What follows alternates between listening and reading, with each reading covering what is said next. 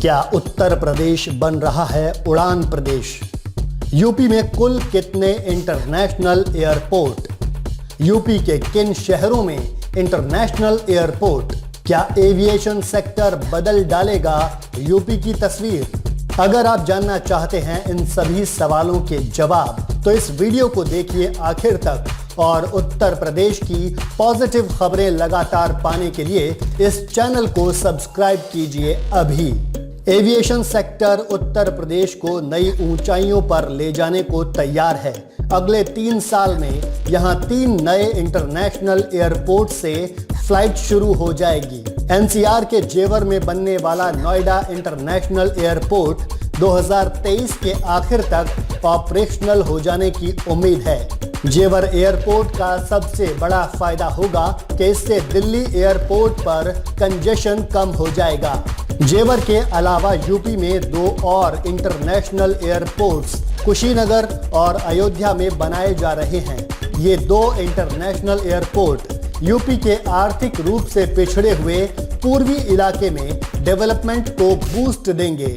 UP के eastern region में इन दोनों एयरपोर्ट्स के जरिए यहां के वर्ल्ड फेमस पर्यटन स्थलों पर रिलीजियस टूरिज्म को भी बढ़ावा मिलेगा।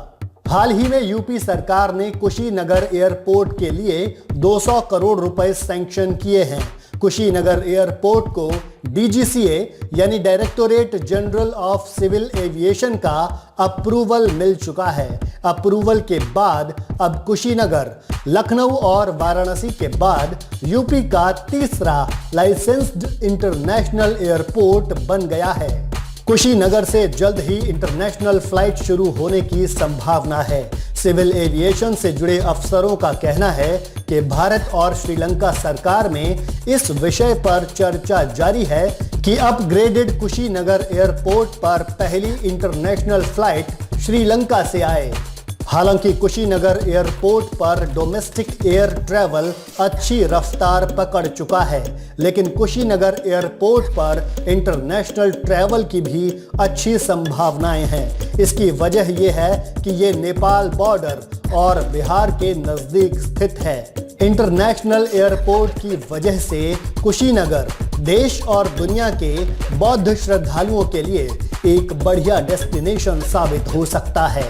कुशीनगर वो जगह है जहां भगवान बुद्ध की मृत्यु हुई थी।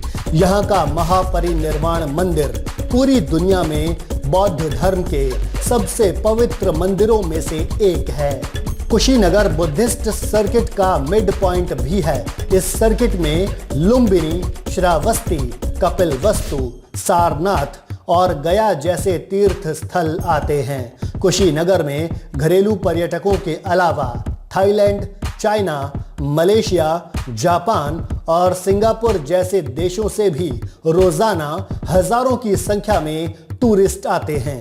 अब अगर अयोध्या की बात करें तो यहाँ के एयरपोर्ट का नाम मर्यादा पुरुषोत्तम श्री राम एयरपोर्ट कर दिया गया है।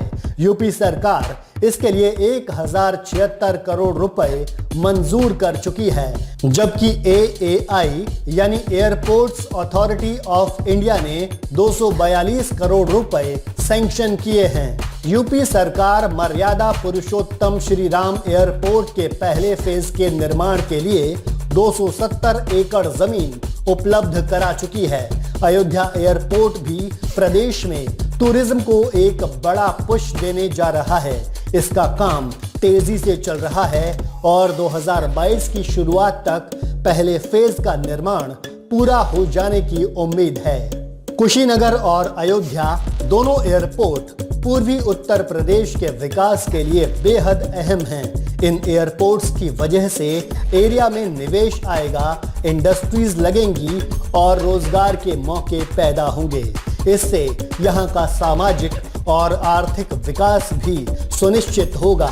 सरकार अयोध्या को एक वर्ल्ड क्लास सिटी बनाने के लिए इसका फेसलिफ्ट और ब्यूटिफिकेशन प्रोग्राम शुरू कर चुकी है।